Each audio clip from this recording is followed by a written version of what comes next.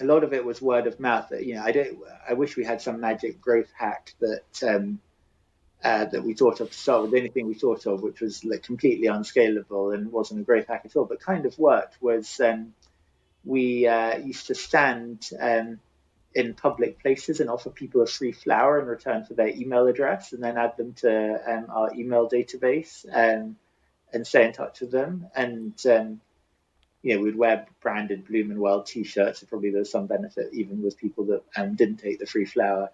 And we tried to be clever about where we would do this. And so one day we had the bright idea of standing in front of Whole Foods in High Street, Ken, because we thought that the demographic of people going in and out of the store would be a good demographic to target. Anyway, after about 5 minutes, the manager of the store came out and told us that he was going to call the police unless we moved because there was some reason why we weren't allowed to be there or whatever. So we literally, without thinking, just sort of moved down to a block away from his front door in front of High Street Ken tube station. And what we didn't realize is that this was basically around the corner from the office of the Daily Mail, which was not like a sort of like deliberate targeting strategy, but literally the first person I offered a free flower to turned out to be a journalist that was writing for the Daily Mail. And then she asked me what I was doing, and then she wrote an article about us, and that was some early fame. And so I wish it was as well thought through as it turned out, but that started to help. God bless Whole Foods. Exactly, yeah. They didn't realize how helpful they'd been making me move on.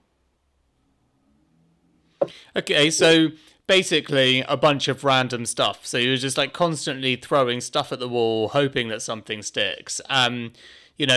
Would you say there's obviously a lot that's written about your first 1,000 customers or your first 1,000 true fans? So this strategy, getting on the Daily Mail, did you get to 1,000 customers through that, or was there still a considerable amount more hustle? No. I remember it was.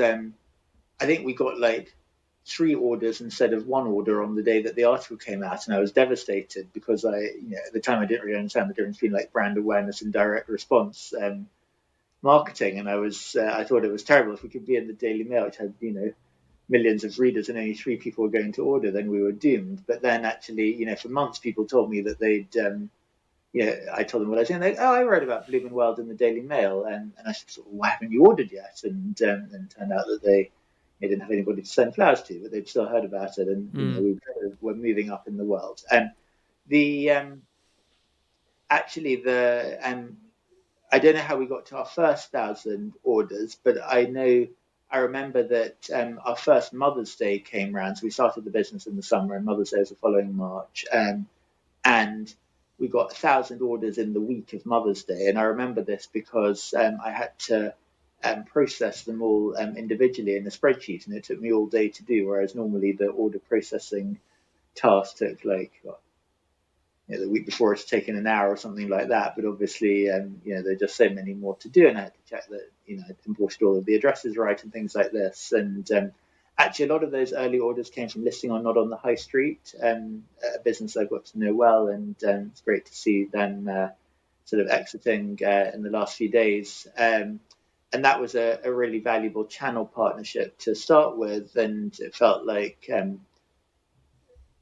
a place for us to sell our product to exactly the right sort of consumer and demographic base. And I think from that we learned about the value of partnerships, and obviously the sorts of partnerships that we've been able to do have scaled over the years with our own scale. We've become interesting for businesses that are bigger and bigger, but that was the first really significant one.